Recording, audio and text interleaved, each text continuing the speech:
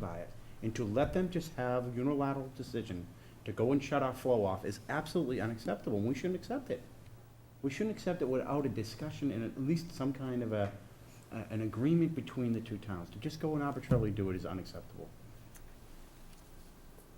I guess I don't totally disagree with what you're saying, however, I'm not expecting them to sell water to us so people can water their lawn when they have restrictions on their own people That's up not the there, point. and it's a public safety issue when it comes to, It's not police the point. protection and public health. It's what? It's not the point.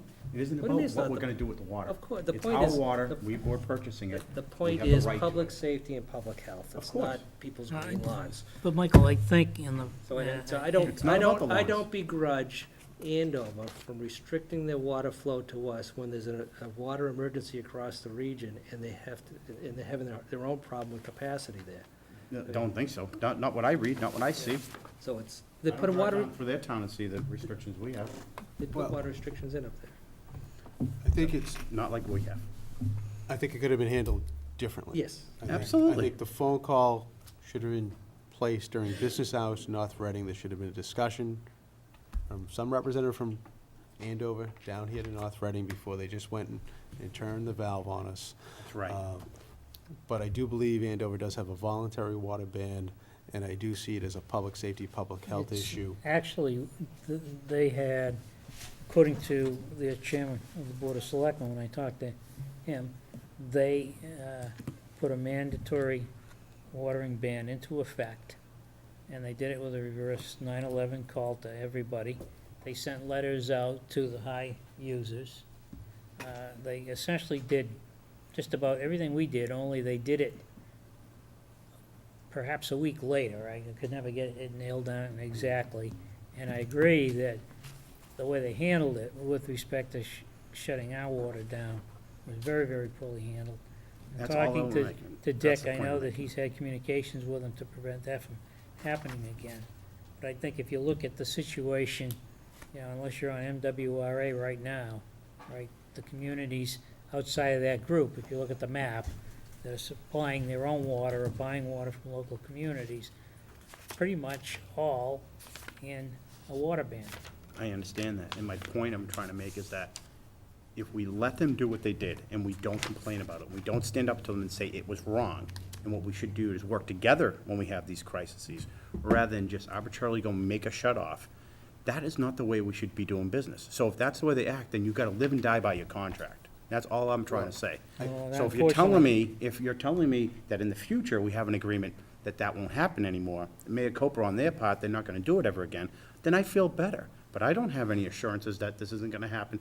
3 days after we go out to our citizens and say, okay, if we ever allow them to stop watering at any point, 3 or 4 days later, they go ahead and turn off our flow again, without any notice, without any control, is just unacceptable. That's the worry I have. So I need some reassurances that isn't gonna happen again. Well, I think under the present I think under the present contract, we're sort of constricted by that contract, and I don't think the contract, Million gallons a day. but right, but I think the problem that the contract is deficient in terms of what rights they have to do what they did. I think going forward, I think that's what the town administrator is indicating, that there has been discussions, and I think in future contracts, if we do have a contract with Andover, that issue will be addressed now that we faced it down here. I'm confident that that'll be part of any contract with Andover going forward. But unfortunately, I think the contract we currently are under is silent. I understand. That's the problem. So I'd like some confidence for our citizens to know that we are not gonna have this happen to us again in a week from now. If we decide to take any of these future actions, and then all of a sudden this flow happens again, this cutoff in flow, we have no control over, then, we're gonna be going back and forth with our residents, and I don't want that. I just want some assurance. I don't- So if somebody picked up the phone and had a discussion with the authorities over on the Andover side to ensure that this won't happen again. That's all I'm Well, looking for. I'm not, I understand your concern and your frustration. What I'm confused about is you can't guarantee Right. that they won't have to reduce our water flow again. I'm not looking for Right. that. I'm looking for So the I'm agreement not to sure have the exa- communication. I'm looking for the agreement Yeah, that they're I gonna pick up think the Dick has phone. addressed that issue. I haven't you know, seen that. from- Even Well, if there's it's nothing early- to I know- see at no, this there's nothing point. to see. He's had discussions with them, that they're gonna contact him, before it takes place. There was definitely an oversight and a breakdown of communication, before. If it, Dick's had conversation with them, they've assured him that they're gonna have discussions before anything like this happens again. It's okay. That's my understanding, too. Right. I've been in Mr. touch with the Valenconis? town manager's office. Yeah. The town manager was on vacation, the week after the board met, he came back, and I have a call into him, we just haven't caught up, but he understands the issue, I sent him a very detailed email. And I told him that I wanted to have a meeting with him, and we'll have a meeting, and we'll discuss the importance of the communication aspect. Okay, well, I'm hearing two things then. You're saying it has happened, you're saying it's going to happen. Dick, The TAs, Dick has TA had and town TAs. manager haven't spoken, but the two DPW guys have spoken. Okay. Yes, sir. Well, I just have one Name and address for, comment, and that is that, I'm Sir. sorry, name and address for our recording Oh. secretary. my name is Jim Perkins, 22 Mount Vernon Street. But this topic is of great concern to me because as I drive from through Mansfield, Peabody, Danvers, I see all of these towns have signs up pointing out that there is a water emergency. My feeling is that water is becoming a very big issue. It's a commodity that we have not managed very well. And even the Ipswich River, they're talking about the demands that are being made on the water in the Ipswich River. So my feeling is this problem is one of very serious magnitude, and I think that we're going to have a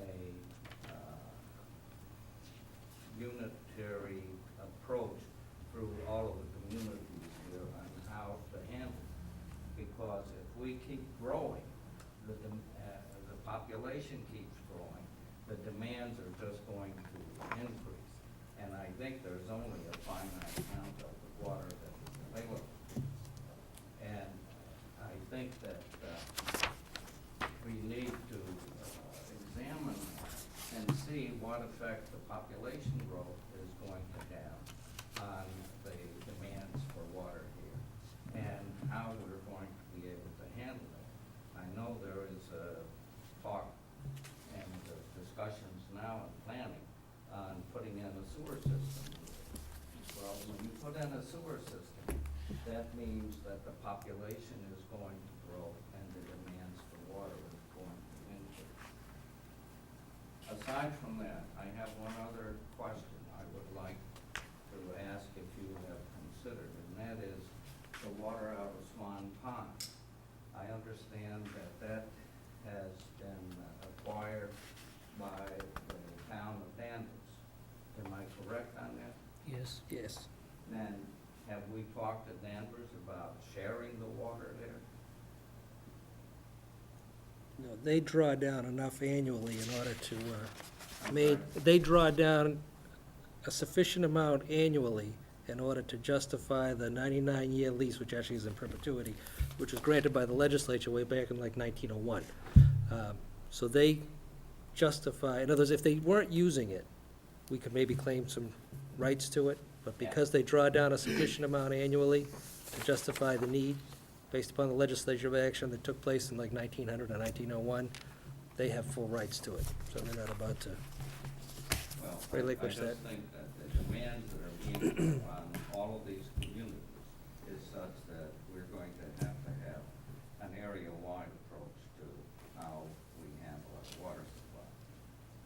Just a comment. We are fully aware of that, and there is some activity underway associated with dealing with that, which I'm not necessarily free to talk about at this point. Mr. Chair, Mr. Yule, the contract that we have with Andover, when does that end? next year? So we can review that, and I hope that we do, and see what kind of language we can have in there to reassure that what we've experienced. You have to sign it, so you'll be party to. No, I you'll understand be that, party to but that whole process. I understand that, but I think we need to in light of what Mike is saying there, I mean, we have a contract, and they turned the water off without discussing it with us, and I'm sure they had their reasons, but it should not be acceptable as a general rule, okay? So I think when that contract comes up, I think we need to look at rewording it in such a way that it's stronger on our behalf.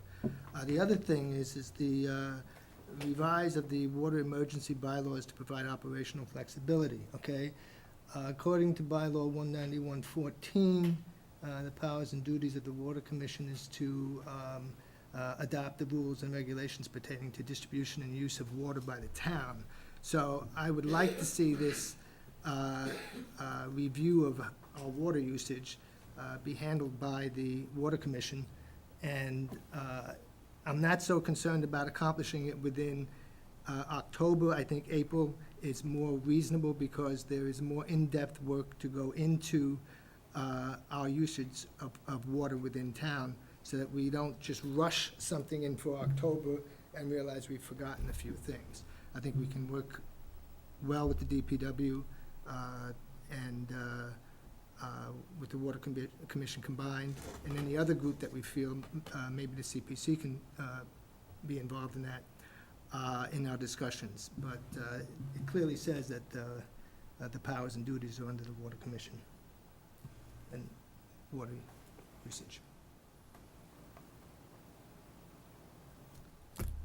And we do have an ad out there.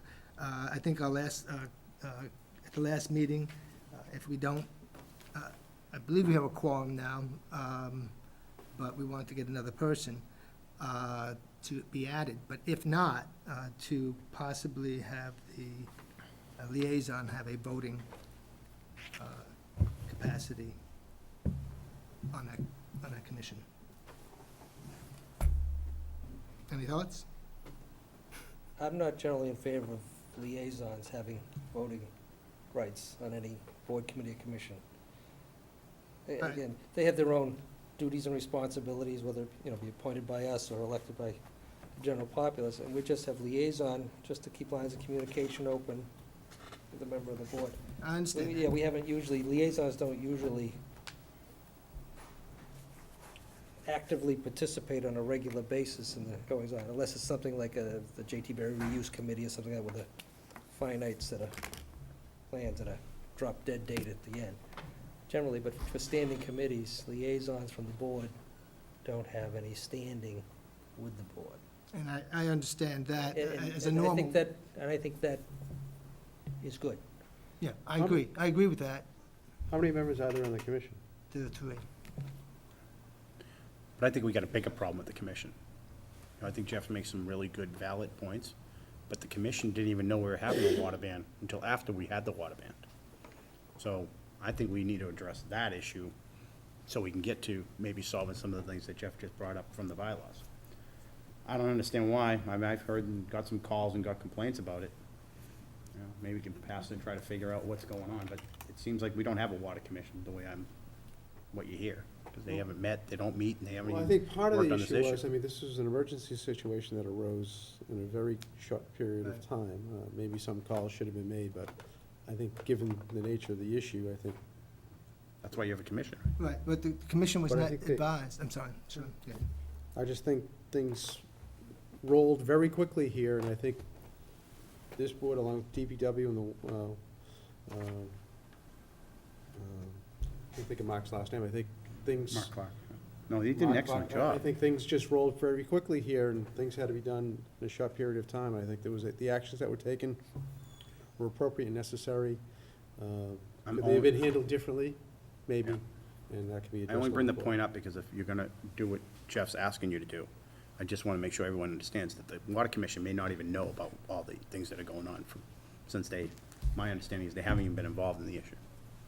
That may be true. The Water Commission generally has been involved more or less in the long-term planning aspects, making recommendations on the water rates and things like that. Just getting back to whether or not the liaison should have a voting right, with 3 members, I guess I don't see the issue with not being able to meet and have a quorum. Yeah, you know, in the past, I think the problem with getting a quorum is that there have been 3 members, and if someone's away, now you only have 2.